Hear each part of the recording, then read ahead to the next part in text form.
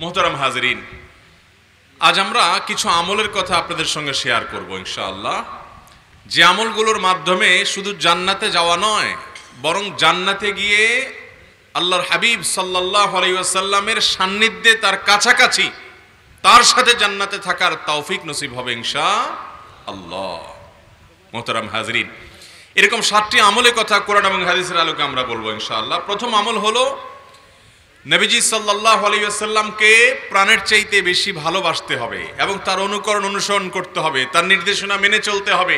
যে নবী করিম সাল্লাল্লাহু আলাইহি ওয়াসাল্লামকে যত বেশি ভালোবাসবে, তার অনুকরণ অনুসরণ যত বেশি করবে, আল্লাহ রাব্বুল আলামিন তাকে নবী করিম সাল্লাল্লাহু আলাইহি ওয়াসাল্লামের কাছাকাছি জান্নাতে থাকার সৌভাগ্য দান করবেন ইনশাআল্লাহ। যে হাদিসে নবী করিম সাল্লাল্লাহু আলাইহি ওয়াসাল্লাম বলেছেন, তার সাথে জান্নাতে থাকার জন্য যখন তাকে প্রশ্ন করা হয়েছে এ বিষয়ে, নবী আলাইহিস সালাতু ওয়াস সালাম তিনি বলেছেন, যে ব্যক্তি যত বেশি আমার অনুকরণ করবে, আমার অনুসরণ করবে, নবীজি সাল্লাল্লাহু আলাইহি সাল্লামের সুন্নাহকে মেনে চলবে, তার কদম বকদম চলার চেষ্টা করবে, তার পদঙ্ক অনুসরণ করবে, আল্লাহ রাব্বুল আলামিন তাকে নবীজি সাল্লাল্লাহু আলাইহি সাল্লামের সাথে জান্নাতে থাকার তৌফিক দিবেন।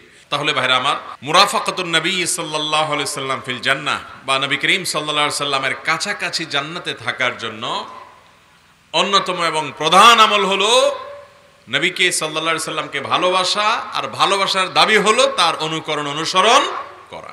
আল্লাহ তাআলা আমাদের সবাইকে নবী করিম সাল্লাল্লাহু আলাইহি সাল্লামের সান্নিধ্যে, তার কাছাকাছি, তার নৈকট্যে জান্নাতে থাকার তৌফিক দান করুন। দ্বিতীয় যে আমলটির মাধ্যমে নবী করিম সাল্লাল্লাহু আলাইহি সাল্লামের কাছাকাছি জান্নাতে থাকা যাবে, এ বিষয়ে সহিহ মুসলিমে রাবিয়া ইবনে কাব আল-আসলামী রাদিয়াল্লাহু তাআলা আনহু থেকে একটি হাদিস বর্ণিত হয়েছে। তিনি বলেন, আমি নবী করিম সাল্লাল্লাহু আলাইহি সাল্লামের কাছে রাতে ছিলাম, তার খেদমতে ওযুর পানি পেশ করে দিলাম। ওযুর পানি পেশ করার পর নবী করিম সাল্লাল্লাহু আলাইহি সাল্লাম আমাকে বললেন, তুমি আমার কাছে চাও, কিছু একটা চাও। সাহাবী বললেন যে, ইয়া রাসূলুল্লাহ, আমি চাই জান্নাতে আপনার কাছাকাছি থাকতে। নবী করিম সাল্লাল্লাহু আলাইহি সাল্লাম বললেন, জান্নাতে আমার কাছাকাছি থাকতে চাও, অন্য কিছু চাও? মানে এত বড় চাওয়া চেয়ে বসলা, জান্নাত তো না, শুধু জান্নাতে আবার আমার কাছাকাছি থাকা, অন্য কিছু চাও, আর কিছু আছে কিনা? বলো না, আর কিছু না, আমি এটাই চাই। তখন রাসূল আকরাম সাল্লাল্লাহু আলাইহি সাল্লাম বলেছেন, ফাআইন্নি আলা কাসরাতিস সুজুদ, বেশি বেশি সিজদা, বেশি বেশি সালাত আদায় করা, এর মাধ্যমে নবী সাল্লাল্লাহু আলাইহি সাল্লামের কাছাকাছি থাকা যাবে। যত বেশি নামাজ সালাত আদায় করবেন, ফরজ, সুন্নাত, নওয়াফিল, অতিরিক্ত সালাত, বেশি বেশি সিজদা, লম্বা লম্বা সিজদা, যত বেশি সালাতে সময় দিবেন, তত বেশি নবী করিম সাল্লাল্লাহু আলাইহি সাল্লামের নৈকট্য অর্জন করার তৌফিক হবে ইনশাআল্লাহ। এইজন্য ভাইরা আমার, 5 ওয়াক্ত ফরজ সালাত তো বটেই, সুন্নাত সালাতগুলো, নফল সালাতগুলো, এছাড়াও আরো অতিরিক্ত যত বেশি পারবেন, যখন আল্লাহ তৌফিক দিবে, রাতে দিনে 2 রাকাত করে লম্বা লম্বা রুকু দিয়ে, বেশি বেশি সিজদা দিয়ে, লম্বা লম্বা সিজদা দিয়ে আল্লাহ রাব্বুল আলামিনকে সন্তুষ্ট করার চেষ্টা করব। আল্লাহ আমাদের সবাইকে তৌফিক দান করুন। নাম্বার 3, সুন্দর আচরণ, উত্তম আখলাক। এটা এখন সোনার হরিণ হয়ে গেছে ভাই। আজকাল নামাজ কালাম পড়া মুসলমান পাওয়া যায়, দাড়িওয়ালা মুসলমান পাওয়া যায়, পর্দানসীন মহিলা পাওয়া যায়, রোজাদার মুসলমান পাওয়া যায়, যাকাত দেওয়া মুসলমান পাওয়া যায়, ওয়াজ শোনা, ওয়াজ করা মুসলমান পাওয়া যায়, আলহামদুলিল্লাহ, কম হইলেও পাওয়া যায়। কিন্তু উত্তম আখলাক, সুন্দর আচরণের অধিকারী, ফেরেশতার মতো কোমল হৃদয়ের, কোমল আচরণের মতো মানুষ, সেরকম মুসলমান খুবই কম পাওয়া যায়।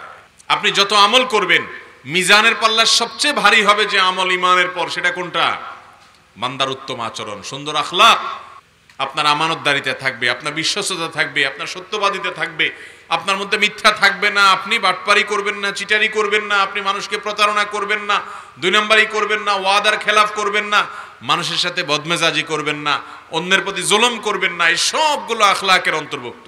তিরমিজির বর্ণনায় আসছে, নবী করিম সাল্লাল্লাহু আলাইহি সাল্লাম বলেছেন, ইন্না মিন আহাব্বিকুম ইলাইয়া ওয়া আকরাবিকুম মিন্নি মাজলিসান ইয়াউমাল কিয়ামা, কিয়ামতের দিন তোমাদের মধ্যে আমার সবচেয়ে কাছাকাছি থাকবে এবং আমার কাছে সবচেয়ে প্রিয় থাকবে ওই মানুষগুলো যারা আহাসিনুকুম আখলাকা, যাদের আখলাক এবং আচরণ সবচেয়ে সুন্দর হবে। এই মানুষগুলো কিয়ামতের ময়দানে প্রিয় নবী সাল্লাল্লাহু আলাইহি সাল্লামের তত কাছে থাকবে, তার প্রিয় এবং পছন্দের এবং ভালোবাসার মানুষ হতে পারবে।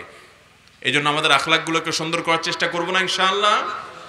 আল্লাহ আপনি আমাদের সবাইকে সেই তৌফিক দান করুন। 4 নম্বর আমল হলো দুরুদ পাঠ করা। নবীজির প্রতি কি পাঠ করা ভাই? বেশি বেশি দুরুদ পাঠ করা।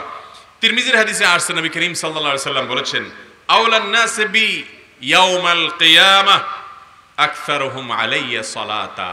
কিয়ামতের দিন, ভয়াবহতম দিনে লোকদের মধ্যে ওই লোক আমার সবচেয়ে কাছাকাছি থাকবে, আমার সবচেয়ে নিকটে থাকবে, আমার কাছে সবচেয়ে উত্তম মানুষ হবে ওই লোকগুলো যারা দুনিয়াতে বেশি বেশি আমার প্রতি সালাত সালাম পেশ করেছে, নিবেদন করেছে। এই জন্য ভাইরা আমার, দুরুদ এমন একটা আমল, এটা যত বেশি করতে পারবো তত বেশি কল্যাণ, দুনিয়ারও কল্যাণ, আখিরাতেরও কল্যাণ। জান্নাতে কিয়ামতের ভয়াবহতম দিনে, যেদিন নবী করিম সাল্লাল্লাহু আলাইহি সাল্লামের কাছে ঘেঁষতে পারা কপালের ব্যাপার হবে ভাই, সেদিন আপনার আমার প্রিয় নবী সাল্লাল্লাহু আলাইহি সাল্লামের প্রিয় পাত্র হতে পারবো, আমরা তার নৈকট্য অর্জন করতে পারবো বেশি বেশি দরুদ পড়ার মাধ্যমে। এই জন্য ভাইরা, উঠতে বসতে চলতে ফিরতে অবসর সময় বেশি বেশি দরুদ পড়বো তো ইনশাআল্লাহ। আল্লাহ আমাদের সবাইকে তৌফিক দান করুন। 4 নম্বর আমল গেল। 5 নম্বর আমল হলো ইয়তীমের লালন পালন করা, ইয়তীমের অভিভাবকত্ব করা, ইয়তীমের দায়িত্ব গ্রহণ করা। নবী করিম সাল্লাল্লাহু আলাইহি সাল্লাম বলেছেন, বুখারী মুসলিম এক যুগে বর্ণনা করেছে, আরো বিভিন্ন হাদিসের কিতাবে বর্ণিত হয়েছে, আনা ওয়া কাফিলুল ইয়তীম কাহাতাইন ফিল জান্নাহ। ইয়তীমের যে অভিভাবকত্ব করেছে, ইয়তীমের যে দায়িত্ব গ্রহণ করেছে, এই ইয়তীমের দায়িত্ব গ্রহণ করা মানুষ, ইয়তীমের অভিভাবকত্ব করা মানুষ, ইয়তীমের ক্ষয় খরচ দেওয়ার দায়িত্ব নিছে, যে ইয়তীম বড় হওয়া পর্যন্ত আমি দায়িত্ব নিলাম, এই অভিভাবকত্বের দায়িত্ব নেওয়া মানুষ, নবীজি সাল্লাল্লাহু আলাইহি সাল্লাম বলেছেন, সে আর আমি জান্নাতে এই 2 আঙ্গুলের মতো থাকব। অর্থাৎ এই আঙ্গুল দুইটা যেরকম একটা আরেকটার পাশাপাশি, মাঝখানে আর কিছু নাই, ঠিক একইভাবে জান্নাতে আমার জান্নাতের কাছাকাছি থাকবে এই লোক, যে লোক ইয়তীমের লালন পালন করবে, ইয়তীমের খরচ খরচা বহন করবে, ইয়তীমের দায়িত্ব নিবে। ভাইরা আমার, খুব সহজ একটা কাজ, ইয়তীমের দায়িত্ব গ্রহণ করা খুব সহজ একটা কাজ।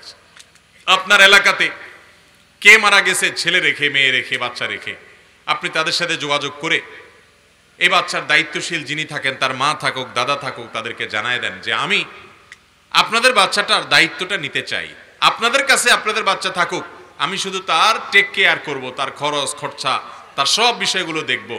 আমরা চাইলেই কিন্তু করতে পারি, করবেন তো ইনশাআল্লাহ। আর যদি কোথাও না পারেন, সহজ বুদ্ধি বলে দেই, মাদ্রাসাগুলোতে চলে যাবেন, যে মাদ্রাসাগুলোর মোহতামিম প্রিন্সিপাল সাহেবদেরকে জিজ্ঞাসা করবেন, ভাই আপনার মাদ্রাসায় এতিম বাচ্চা আছে নাকি? দেখবেন বহু এতিম বাচ্চা পড়ে আছে, তাদের খরচ খরচা দেওয়ার মানুষ নাই।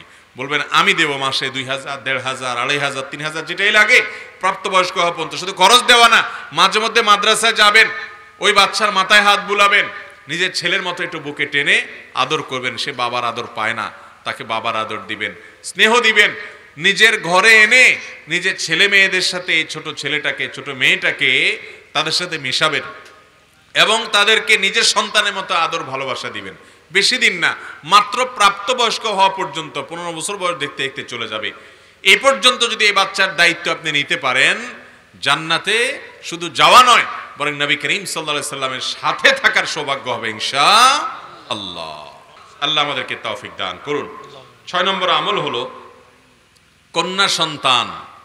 কন্যা সন্তানকে সুন্দর করে লালন পালন করা। কন্যা সন্তানকে যদি আপনি লালন পালন করেন, 2 জন কমপক্ষে, আল্লাহ কাউকে 2 জন মেয়ে সন্তান দিয়েছেন, কন্যা সন্তান দিয়েছেন, এই মেয়েদেরকে ভালো করে লালন পালন করলেন, শিক্ষা দীক্ষা দিলেন, দ্বীনি তারবিয়ত দিলেন এবং উত্তম পাত্রস্থ করে দিলেন, এ পর্যন্ত আপনি দায়িত্ব পালন করলেন। অথবা কোনো বর্ণনা আসছে শুধু মেয়ে না, কন্যা না, বোনও যদি হয়, আপনার আল্লাহ 2টা বোন দিয়েছে, আপনি বড় ভাই হিসাবে এই বোনগুলোকে লালন পালন করে, শিক্ষা দিয়ে, তারবিয়ত দিয়ে, ভরণ পোষণ দিয়ে, আদর স্নেহ ভালোবাসা দিয়ে বড় করে উত্তম জায়গায় পাত্রস্থ করে দিলেন। নবী করিম সাল্লাল্লাহু আলাইহি সাল্লাম এই ব্যক্তি সম্পর্কে কি বলেছে জানেন? সহিহ মুসলিমের হাদিসে আসছে, তিনি বলেছেন, মান আলা জারিয়াতাইনি হাত্তা তাবলুগা, যে ব্যক্তি 2টি মেয়েকে লালন পালন করবে বালেগ হওয়া পর্যন্ত, প্রাপ্তবয়স্ক হওয়া পর্যন্ত, যা ইয়াউমাল কিয়ামাতি আনা ওয়া হুয়া, এভাবে নবী যদি আঙ্গুল এক্ষেত্রেও তুলে দেখিয়েছেন, কিয়ামতের ময়দানে সে আসবে, আমি এবং সে এই 2 আঙ্গুলের মতো কাছাকাছি থাকবো। তাহলে কন্যা সন্তান লালন পালন করা, এটাও নবী সাল্লাল্লাহু আলাইহি সাল্লামের সাথে জান্নাতের কাছাকাছি থাকার সৌভাগ্য এনে দিবে ইনশাআল্লাহ। 7 নম্বর এবং সর্বশেষ হলো দোয়া করা আল্লাহর কাছে বিশেষভাবে দোয়া করা, আল্লাহ তোমার নবীর সাথে, তোমার রাসূলের সাথে তার কাছাকাছি আমাকে জান্নাতে থাকার তৌফিক দিও। এটা গুরুত্বপূর্ণ একটা দোয়া ভাই। নবী করিম সাল্লাল্লাহু আলাইহি সাল্লাম একবার দোয়া করতে বলেছেন। আবু বকর সিদ্দিক রাদিয়াল্লাহু তাআলা আনহু দোয়া করেছেন, আল্লাহুম্মা ইন্নী আসআলুকা ঈমানান লা ইয়ারতাদ, আল্লাহ আপনার কাছে এমন ঈমান চাই যে ঈমান আমার থেকে আর টলে যাবে না, যে ঈমান থেকে আমি আর মুরতাদ হব না, সরে যাব না।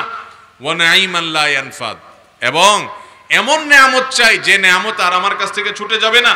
ওয়া মুরাফাকাতা মুহাম্মাদিন সাল্লাল্লাহু আলাইহি ওয়াসাল্লাম ফি আ'লা জান্নাতিল খুলদ, এবং জান্নাতুল খুলদে মুহাম্মদ সাল্লাল্লাহু আলাইহি সাল্লামের সান্নিধ্য চাই, আমি তার নৈকট্য চাই, তার কাছাকাছি থাকতে চাই। ওমর রাদিয়াল্লাহু তাআলা আনহু এই দোয়া শুনে উনি বললেন যে কোনো ভালো কাজে আমি আমার ভাই আবু বকরের সাথে প্রতিযোগিতা করে তার আগে করতে পারলাম না, সবকিছু ভালোগুলো উনিই আগে করেন। অর্থাৎ তিনিও আগ্রহী হয়ে এই দোয়া করলেন এবং এই দোয়ার জন্য লালায়িত হলেন যে নবীজির সাথে জান্নাতে থাকার। আমরা দোয়া করব না ইনশাআল্লাহ?